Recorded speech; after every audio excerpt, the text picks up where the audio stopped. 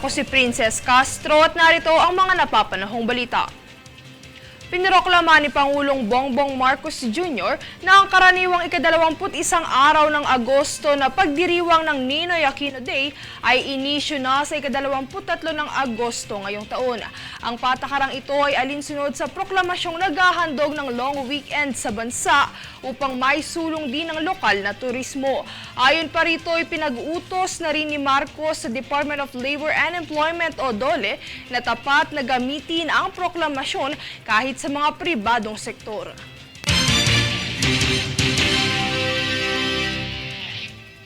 Dininig kahapon sa Senado ang usaping marital rape kung saan mas binigyang linaw dito ang kahulugan at kahalagahan ng no means no. Tunghayan ang buong usapin mula kay Danisa Lopez. Pag sinabing no, no means no. So, no.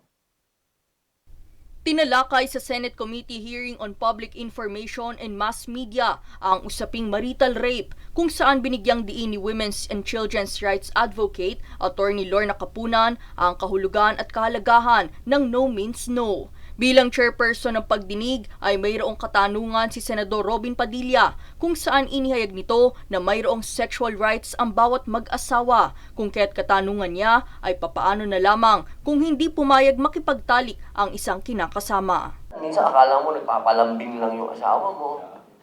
So paano mo masasabi yung no is no?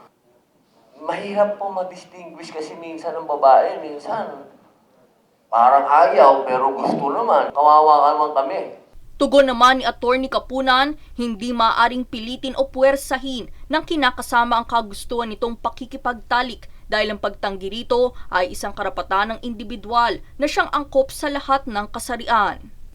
Ayaw ng spouse mo na magkaroon na mag-sex, pinilit mo siya, hindi ka na rumirespeto sa asawa mo. Binigyang diin ni Attorney Capunan na obligasyon ng mag-asawa na pangalagaan at palagahan ng pagmamahalan at respeto sa isang relasyon kung saan ipinaliwanag din niya na hindi obligasyon ng asawa na pagsilbihan ang kanyang mister. Paano naman ako?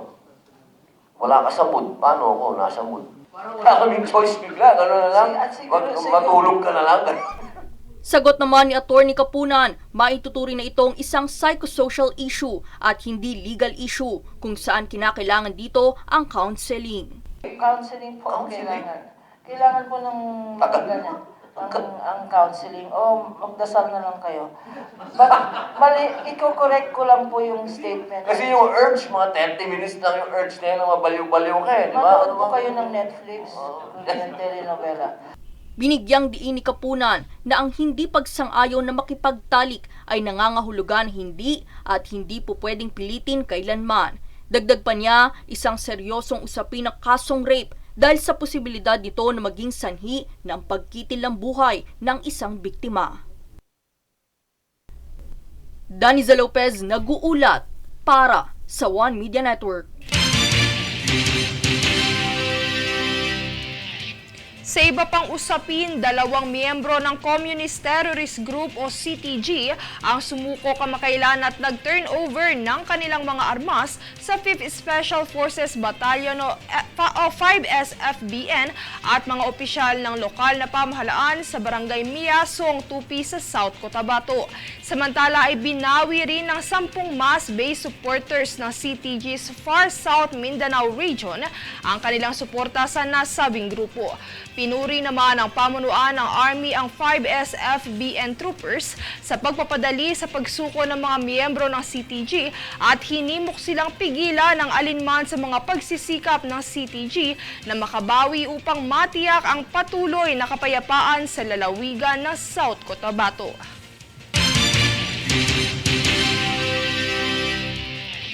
Kami ang boses ng pagbabago. Ako si Princess Castro at ito ang News Force.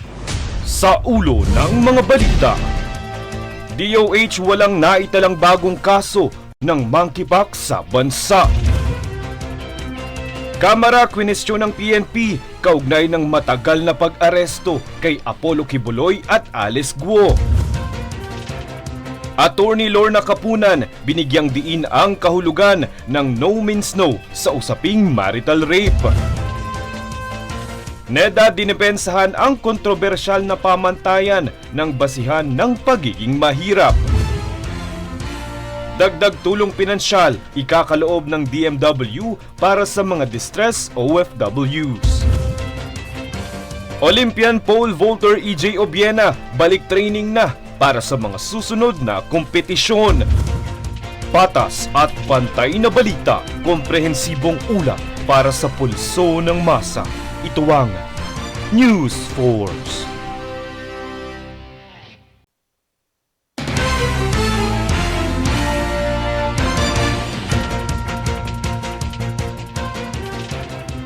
Ako si Princess Castro at narito ang mga napapanahong balita. Sa isang panayam nitong kamakailan lang ay sinaad ng Department of Health o DOH na sa kasalukuyan ay wala pang naitatalang bagong kaso ng monkeypox o mpox sa buong bansa. Ayon kay DOH spokesperson Albert Domingo, ang mga huling kaso ng mpox na naitala ay 9 lamang at wala na umanong karagdagang kaso ang sumunod.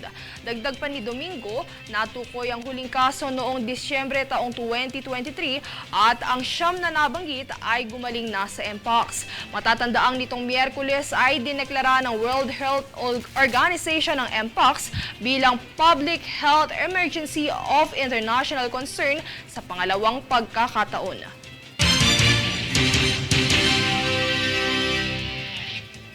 Samantala, matapos ang kamakailang panawagan ng Kongreso sa Philippine Charity Sweepstakes Office o PCSO, sisiguraduhin na ng ahensya na masagot ang doctor's fee upang mapaigting ang serbisyong medikal para sa mga Pilipino. Ang buong balita tunghayan mula kay Jade Buhoy. Pinag-aaralan na ng Philippine Charity Sweepstakes Office o PCSO ang pagbayad sa medical assistance na doctor's fee para sa mga pasyente. Ito ay matapos nakipag-ugnayan ang PCSO sa Kongreso bilang direktibo ni Pangulong Bongbong Marcos na paigtingin pa ang mga pamamaraan ng pamahalaan sa pangangasiwa ng serbisyong medikal sa bansa. Ayon naman sa PCSO, kanilang sasagutin ang tinatawag na professional fee ng mga doktor na siyang nasa ilalim ng Medical Assistance for Indigent Patients Program o MAIP. Paglilinaw naman ng PCSO General Manager na si Mel Robles, kanilang sisikaping makapaghain ng guarantee letter upang makapagbayad na sa mga doktor. Jade Buhoy, nag-uulat para sa One Media Network.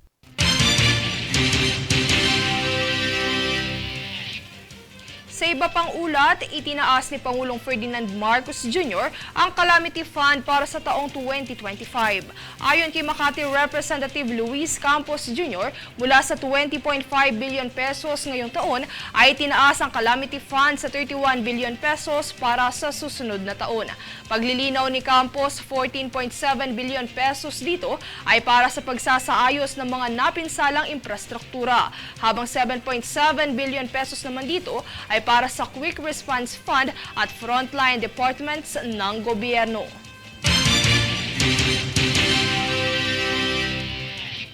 Kami ang boses ng pagbabago. Ako si Princess Castro at ito ang News Force. Sa ulo ng mga balita, DOH walang naitalang bagong kaso ng monkeypox sa bansa.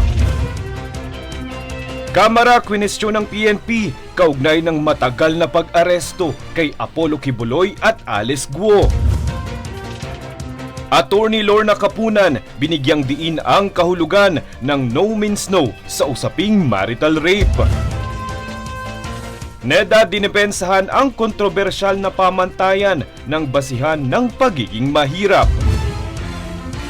Dagdag tulong pinansyal ikakaloob ng DMW para sa mga distress OFWs.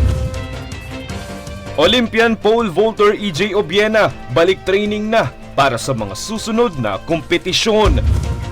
Patas at pantay na balita, komprehensibong ulat para sa pulso ng masa. Ito ang News Force.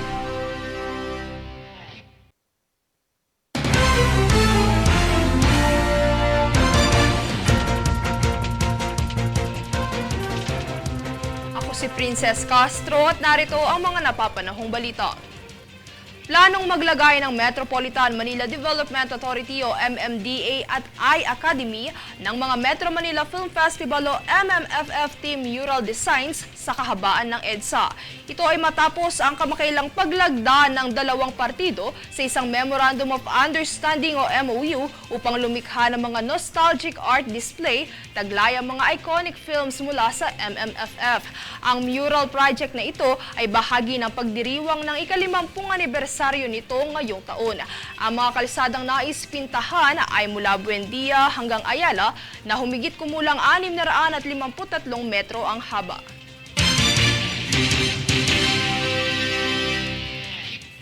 Sa larong pampalakasan, balik Italia na ang Olympian pole vaulter na si EJ Obiena nitong Huwebes para sa kanyang training sa kanyang susunod na kampanya sa pole vaulting. Ang detalye tunghayan sa aking ulat. Matapos ang madamdaming pagkabigong makasampa sa podium finish ng Olympian pole vaulter na si EJ Obiena, ay balik na agad ito sa pagsasanay sa Italia. Mula sa ikalawang pwesto sa world rankings ng pole vaulting ay bumaba ito sa ikatlong pwesto dahil sa kanyang pagkabigo sa nagdaang kampanya sa Paris Summer Olympics 2024. Ang kasalukuyang score ni Obiena ay 1,428 points, 22 puntos na mababa kay number 2 Sam Kendricks ng Estados Unidos. Bagamat isang malungkot na tagpo ito para kay Obiena, buong suporta namang umantabay ang Pinoy fans ng Manileño Pride na tubong tondo, kung saan maraming mga netizen at mga Pilipino ang nagpahatid ng kanilang pagbati, pagmamahal at mensahe. Kaugnay nito ay bumisita rin siya sa kaniyang alma mater kung saan mainit ang naging pagsalubong sa kanya ng kanyang dating paaralan. Bukod dito ay sumaglit din ito sa tanggapan ni Manila City Mayor Maria Sheila Hani Lacuna kung saan iginawad sa kaniya ng alkalde ang kalahating milyong pisong insentibo. Samantala, sa kabila ng panghihinayang sa medalya ay nagtakda pa rin ito ng isang makasaysayan at malaking lundag sa kaniyang karera. Dahil mula sa ika-11 spot noong 2020 Tokyo Olympics ay lumundag ito sa ika-4 na ranggo ngayong edisyon ng Olimpiada. Sa ngayon, hindi pa nakatuon ang atensyon ng Asia's Best Pole Vaulter sa quadrennial event sa Los Angeles sa taong 2028. Dahil pahayag niya sa kanyang social media accounts, marami pang kompetisyon ang kanyang kahaharapin sa season ng pole vaulting at sa kasalukuyan, narito ang kanyang buong atensyon. Pahayag din ng pole vaulter sa isang panayam sa Kongreso. I'm going to keep doing my best. The season's not over. There's still a few competitions for me to take part in this year, and hopefully I'll be able to retain my world ranking. Susunod kay Obiena ay ang kampanya nito sa Lausanne Diamond League sa ika-22 ng Agosto. Princess Castro nag-uulat para sa One Media Network.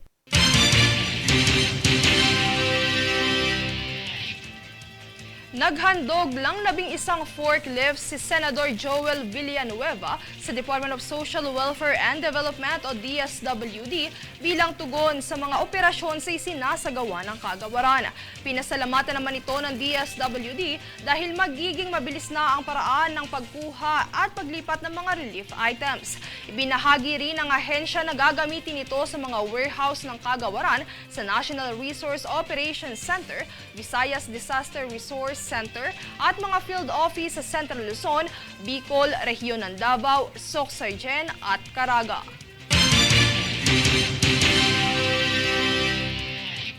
Kami ang boses ng pagbabago. Ako si Princess Castro at ito ang News Force. Sa ulo ng mga balita, DOH walang naitalang bagong kaso ng monkeypox sa bansa. Kamara kwinestyon ng PNP kaugnay ng matagal na pag-aresto kay Apollo Kibuloy at Alice Guo. Attorney Lorna Kapunan binigyang diin ang kahulugan ng no means no sa usaping marital rape. NEDA dinipensahan ang kontrobersyal na pamantayan ng basihan ng pagiging mahirap. Dagdag tulong pinansyal ikakaloob ng DMW para sa mga distress OFWs. Olympian pole vaulter EJ Obiena balik training na para sa mga susunod na kompetisyon. Patas at pantay na balita, komprehensibong ulat para sa pulso ng masa. Ito ang News Force.